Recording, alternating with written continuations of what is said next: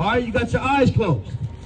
Right. All right, our people are eyes closed with religion, politics, all right, the economy. And this economy is as raggedy as ever, but yet people think they just arrived, man. Right. That's a problem. Go ahead. Proverbs chapter 24, verse 7. Wisdom is too high for a fool. What is right. that? Wisdom is too high for a fool. What is it? Wisdom is too high for a fool. Hey, wisdom is way too high for a fool. That's why the Bible says the darkness cannot comprehend the light, man. Wisdom is way too high for a fool. Go ahead. And he openeth not his mouth in the gate. And he opened not his mouth in the gate, man. So that shows you, man, the intelligence of the Bible is way too high for anybody that's on a low, stance of darkness, man. You're not going to get it, man. Right. You're not going to get it. Go ahead. The book of Sirach, chapter 28, and verse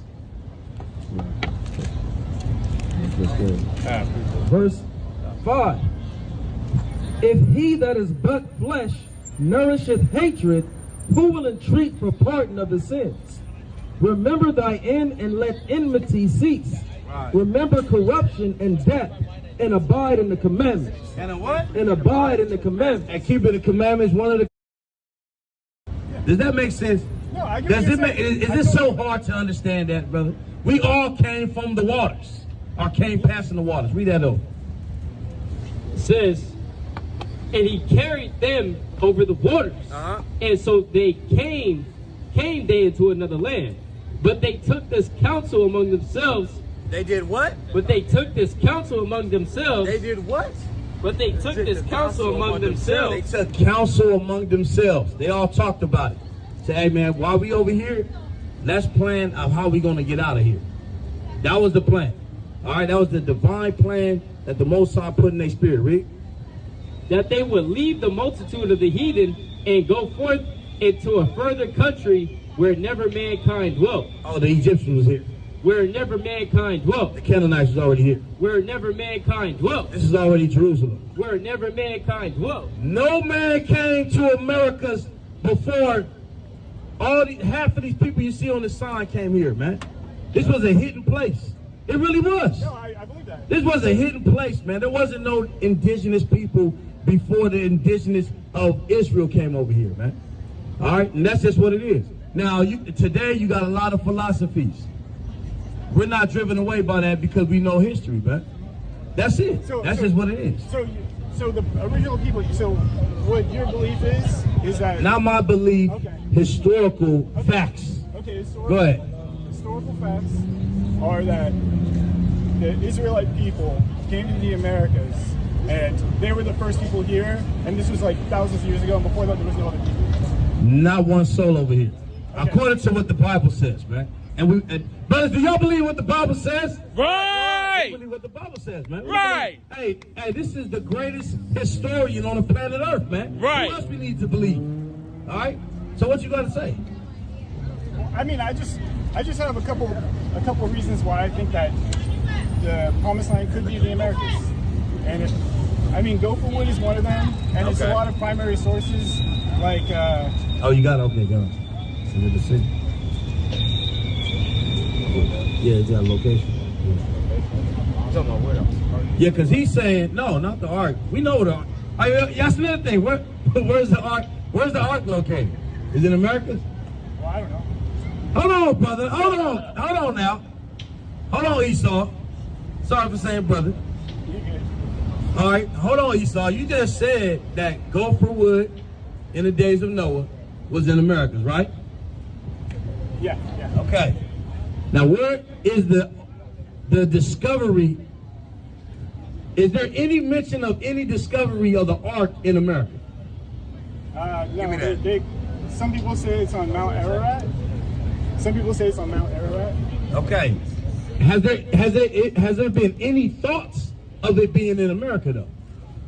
I don't think, popularly, I don't think so. I think just a few people think that. So how can this be Israel and Jerusalem? Well, I mean, And you know something, Noah, around that time, he wasn't in Israel at all, far from it. yeah. All right, so it's like you have to create a whole doctrine on that, and When we don't say know how Israel, long I'm that talking how about- far that's I'm going to talking go. about the old world. I'm not necessarily saying like Israel. I'm saying that in the times of Noah, like these biblical stories, Yeah. I think they could potentially be from the Americas based on a few things. I mean, when you look at like a lot of primary sources, they talk about how the indigenous people in the Americas have their religious system, their social system, and their Oh, you want society higher as a like that? whole Okay, you want higher, is okay. predicated on the Old Testament. Okay, come Like, on. they follow the old laws. You know, like things like if you're Who followed the old laws? like a lot of the indigenous people, not all of them, but a lot Yeah, of the no, we indigenous believe people, that. yeah. Absolutely, absolutely. We believe that. We definitely believe that. That's what we saying. They came over here to keep. Oh, we're gonna finish that. Matter of fact, let me finish that. Second Ezra, because he's gonna show you the purpose of why they came to America. They didn't come to America just because it was a good time and say, hey, let's just go to Americas and just chill out. No, it was a purpose of them going to Americas. Everywhere they was enslaved, they was around heathen customs. Right. Surrounded by heathen customs. Right, real quick, give me Jeremiah 10:1. We're gonna show you this, and then we're gonna jump back to this. This is why they had to leave. All right, just like us. Hey, we would love to leave around. Look at all these customs. These are all different customs that's not part of our forefathers. Right. All right, go ahead. No, it's the book of Jeremiah, chapter 10 and verse 1. Hear ye the word which the Lord speaketh unto you, O house of Israel. Thus saith the Lord, learn not the way of the heathen. What did the 10 tribes do? Learn not the way of the heathen. And be not dismayed at the signs of heaven, for the heathen are dismayed at them. Right. The heathens are dismayed at them. And then they start fall. When they came to America, they kept the laws, but then eventually they fell into the heathenistic ways as well, just like we did in West Africa. All right, so we're going to finish, and then you can say what you want. Go ahead. It says that, Salakia, that they might there keep their statutes. That they what? That they there might keep their statutes. Now, you just said out of your own tongue that the indigenous people, by way of history, have kept the laws of Moses, right?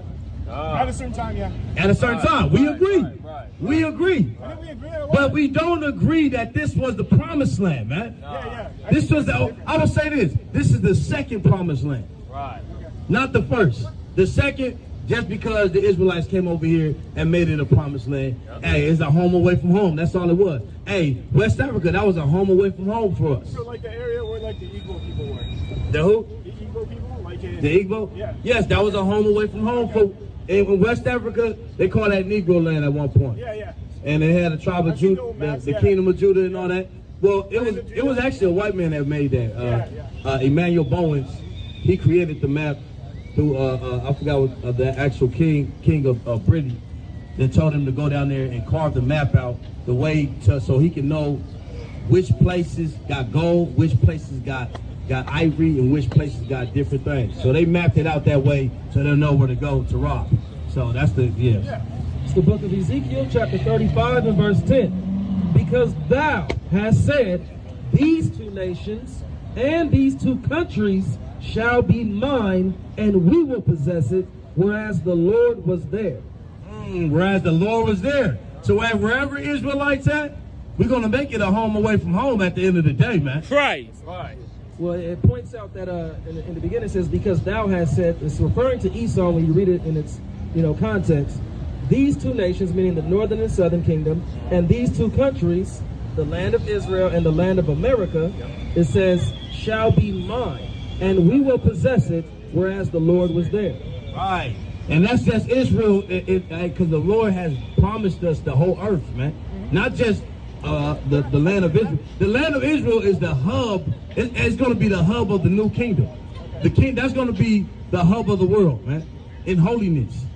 Christ is going to be over there in the hub, which is Jerusalem.